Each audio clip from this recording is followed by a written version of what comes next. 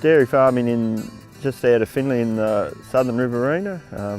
We're milking 280 cows in a split calving, autumn, spring. Over the last 10 years we've made quite a few changes due to the drought, continual lack of irrigation water.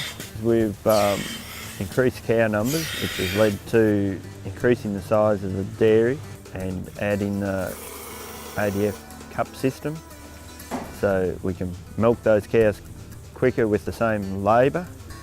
We've added a feed pad to feed the cows correctly, and it's still a one-man operation with the feeding of the cows, and then we've added the deep bore to be able to grow our own feed for those cows, and that in turn leads to a better lifestyle for us and the family, with the kids that young teenagers that we want to have family time while we can, and then in the future we'll grow the business so we can retire or do what we want when we want.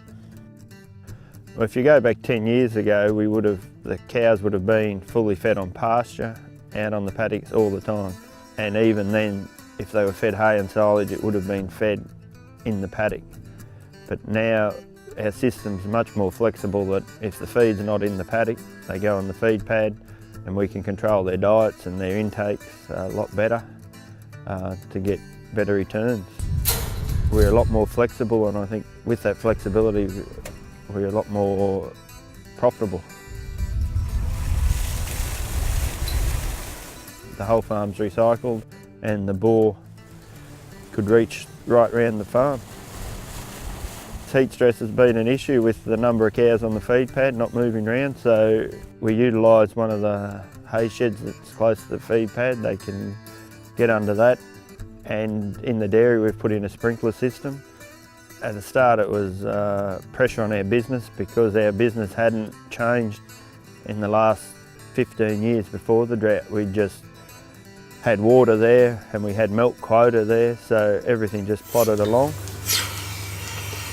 And then with deregulation hitting the dairy industry and then no water, we had to adapt to it, and in the end as a business it's turned into quite a positive because we've strengthened our business, added equity to it with cow numbers and purchasing land and so forth. We've become better farmers, I think, more flexible, that we can take opportunities when they arise, and we're prepared to take those opportunities.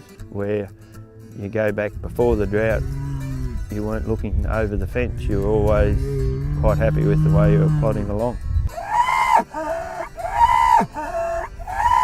As it's made people analyse their business and see where they are now and where they want to be, and for that they've made a lot of decisions that have placed their businesses in a place to go forward in the future. The thing with the dry weather, it's always a learning curve, and there's always something new coming along. So.